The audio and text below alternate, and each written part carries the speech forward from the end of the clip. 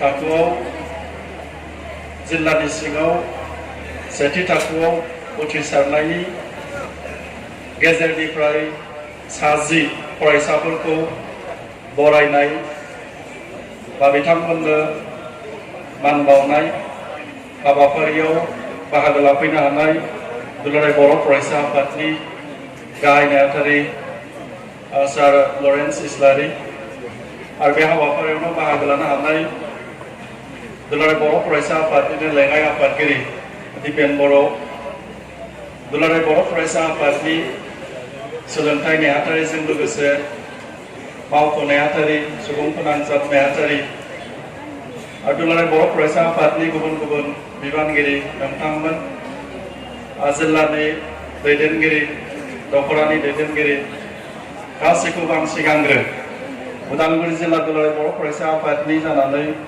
सिगांग्रो बरायबाय। 2019 मायथाइनि मेट्रिक आनजादाव बर' बिजों फरायनानै देरहादोंमोन। गासै 2971 बेनि गेजेराव सेथि थाखोआव उथ्रिसारनो हादोंमोन 217, नैथि थाखोआव उथ्रिसारनो हादोंमोन 703, थामथि थाखोआव उथ्रिसारनो हादोंमोन 495, गासै उथ्रिसारनो हादोंमोन बेनि अनजिमाया गासै 1415 आरो जौखोन्दो हिसाबै पासनि जुदि पार्सेन्टेजखौ जुदि नायोब्ला जोङो मोननो हायो जोंनि उदालगुरि जिल्लानिफ्राय 47.63। थांनाय बोसोरनि एसे बारायदों खिन्थु नांगौ बायदि जों जानो हायाखै। नाथाय उदालगुरि जिल्ला हिसाबै असमिया मिडियाम, बर' मिडियाम बा इंराजि मिडियाम गासैखौबो लानानै पास जानायनि जौखोन्दोखौ नायोब्ला 53%, किन्तु बर' मिडियामनिखौ नायोब्ला 47%। जोंनि उदालगुरि जिल्लानि गेजेराव टप 10नि जि मासियाव आवग्रिबाय बेनि गेजेराव 11 फरायसा दङ। बिथांमोननि आं फारि फारि आं हाथायगोन जाहाथे फरायसाजों लोगोसे फरायसालिनि गाहाय फोरोंगिरि, बिमा बिफा जाहाथे बयबो खेबसेनो जयै फैयो आं बेखौ गुरै खावलायखाबाय। जोंनि उदालगुरिनि गेजेराव बयनिख्रुइबो बांसिन नाम्बार लानानै पास जानो हानाय बा सेथि मासियाव आवग्रिनो हानाय बिथांनि मुङानो जाबाय मुस्रि दैमु बर', बिफा मुस्रि मंगल बर', बिमा मुस्रिमा अनजिमा बर', गामि जागबां हाबि, लाइजाम सोग्रा हेरगाव आरो बिथांनि फरायसालिया जाबाय UN एकाडेमि हेरगाव। बिथाङा गासै नाम्बार मोननो हादोंमोन 543 आरो गासैबो साबजेक्टआवनो बिथाङा लेटार मोननो हादों। बिथांनि जौखोन्दोआ जाबाय 90.5। दा बे समावहाय आं बिथांखौ जोंनि जौस्राङाव फैनानै जोंनि जि बरायलाय बे बरायलायखौ आजावफैनो थाखाय गुरै खावलायदों। दैमु बर' आरो बिथाङा जि सेन्ट्रेल लेभेलनि जि टप 10 बेयावबो बिथाङा स्निथि मासि आवग्रिनो हादों। दा बिनि थाखाय गोबारै आखाइ खबनानै बरायनो थाखाय गुरै खावलायबाय आरो जोंनि मानलाइखौ बावहरदों दुलाराय बर' फरायसा आफादनि गाहाय नेहाथारि सार बिथां लरेन्स इस्लारिया आरो जोङो मान बिलाइ हिसाबै गांसे मान बिलाइ होदों, गांसे मेमेन्ट', गांसे अक्सफर्ड डिक्सनारि आरो गांसे उदालगुरि जिल्ला एबसुजों दिहुनजानाय खुगा लाइसि समनि थान्दै आरो गांसे मोनसे बिबारनि थानि आरो गंसे खोलोम होनानै बिथांखौ जोङो बरायदों। जोंनि बरायनायखौ नाजानायनि थाखाय आं बिथांनिसिम रोजा रोजा साबायखर बावहरनाय थाबाय। दा नैथि मासि आवग्रिनो हानाय फरायसा बिथांखौ बे समाव आं खावलायनो नागिरदों। बिथाङानो जाबाय फरायना फोरमायस्रि बर', बिफा रुंसारि अनन्त बर', बिमा मुस्रि नोजोर बाग्लारि बिथांखौबो जोंनि जौस्रांनि सायाव फैखानो थाखाय आं गुरै खावलायदों। बेनि उनाव फरायना तिनामुनि सरगियारि बिथांखौबो जोंनि जौस्रांनि साखाथियाव थाफैखानो आं गुरै खावलायदों। बिथाङानो जाबाय फरायना फोरमायस्रि बर' आरो बिथांनि फरायसालिया जाबाय UN एकाडेमि खाग्राबारि।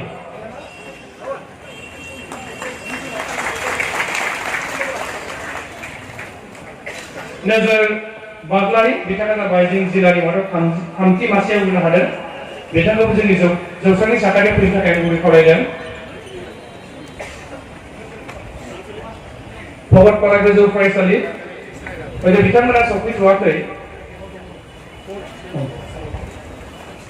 फंबाय नोजोर बाग्लारिया सफैथ'वाखै। दा बेखायनो आङो ब्रैथि मासि आवग्रिनो हानाय फरायना तिनामुनि सरगियारि बिथांखौ आं बे समावहाय जौस्राङाव हांख्रायगोन।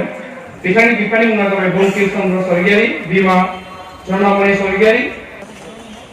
साबायखर थाबाय मेदामनिसिम। दा बे समावहाय जिल्लानि मादाव बांसिन मासि आवग्रिनो हानाय फरायसा बिथांखौ जों हांख्रायनो नागिरदों। बिथाङानो जाबाय फरायना रिगाथि बर', बिफा मुस्रि देबेन बर', बिमा पुर्निमा बर', गामि अजागाव दाउलगुरि, लाइजाम सोग्रा सेंग्रा फथार आरो बिथांनि फरायसालिया जाबाय सेंग्रा फथार गोजौ फरायसालि। बिथाङा गासै 500 बे समावहाय खावलायनो नागिरदों। जोंनि दुलाराय जिल्लानि मादाव 6थि मासि आवग्रिनो हानाय फरायसालि बिथांखौ आं हांख्रायनो नागिरदों। बिथाङा जाबाय फरायना फैलाव बाग्लारि। हयथ' बिथाङा सफैथ'वाखै, फैबाय थादों। हयथ' बिथाङा कालेगाव सफैदों होननानै बुंदों। जों सफैयोब्ला दान्दिसे समनि उनाव फरायगोन। दा बे समावहाय आं थोंजों 7थि मासि आवग्रिनो हानाय फरायसा बिथांखौ आं बे समावहाय फरायनो नागिरदों। बिथाङानो जाबाय मुस्रि उदय बर', बिफा गपिराम बर', बिमा अनजालि बर', गामि सिनेलपरा, पिअ जालुकबारि खैराबारि। बिथांनि फरायसालिया जाबाय इउएन एकाडेमि खैराबारि आरो बिथाङा गासै जाबाय मुस्रि उदय बर'। बिथांनि फरायसालिया जाबाय इउएन एकाडेमि खैराबारि। साबायखर थाबाय सानैसिम।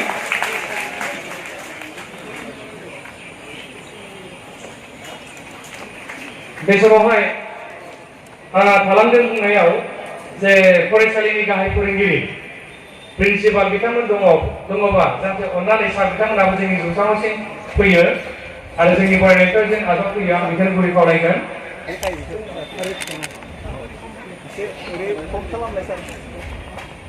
दा बे समावहाय 9थि मासि आवग्रिनो हानाय फरायसा बिथांखौ आं बिजुराज बाग्लारि। बिथांनि फरायसालिया जाबाय इउएन एकाडेमि खैराबारि। बिथांनि जौखोन्दोआ जाबाय 82.16। साबायखर थाबाय सारनिसिम आरो जोंनि फरायनायखौ आजावनायनि थाखाय। आरो लोगोसे बे फरायसालिनि गोरायुं मेदाम बिथांखौबो जोंनि फरायनायखौ बाथारि बसुमतारी मेदाम बिथांखौबो जोंनि फरायनायखौ लांनो थाखाय आं खावलायबाय। साबायखर थाबाय। दा बे समावहाय जोङो 9थि मासि आवग्रिनो हानाय फरायसा बिथांखौ हांख्रायनो नागिरदों। बिथाङानो जाबाय मुस्रि कमलेश बर', बिफा अजित 9 सान आरो बे समावहाय जोंहा 10थि मासियाव 4 फरायसाया मोननो हादों। बिथांमोनखौ आं हांख्रायनो नागिरदों। सेथियाव आङो लिंहरनो नागिरदों। बिथाङानो जाबाय मुस्रि माइबांसा बर', बिफा मुस्रि पवन बर', बिमा रुपान बर', गामि माधुसुबा, पस्ट अफिस खैराबारि। बिथांनि फरायसालिया जाबाय इउएन एकाडेमि खैराबारि आरो बिथाङा गासै नाम्बार मोननो हादों 490। बिथांनि जौखोन्दोआ जाबाय 81.66 आरो बिथांजों लोगोसे फरायसालिनि गाहाय फोरोंगिरि थामहिनबा प्रिन्सिपाल सार बिथांखौबो जौस्राङाव फैनो थाखाय बे समावहाय 10थि मासि आवग्रिबावनो हानाय सासे फरायसा बिथांखौ आं जौस्रांसिम लाबोनो नागिरदों।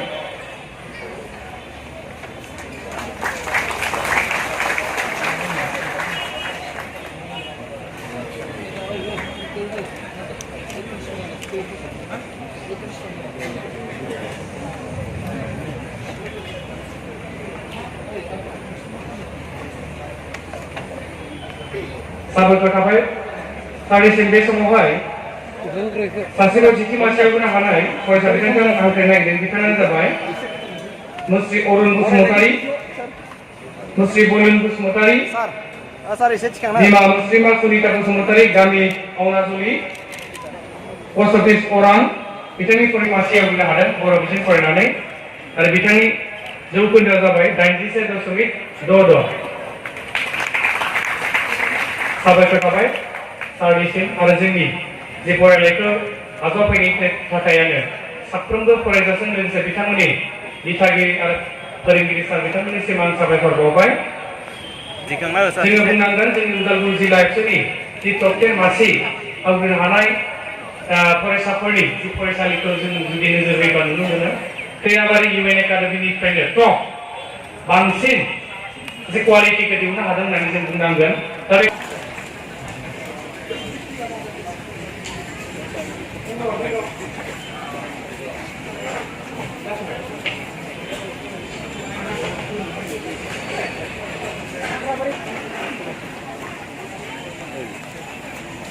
गानखौ लानोसै नोंसोर ना होमबा हा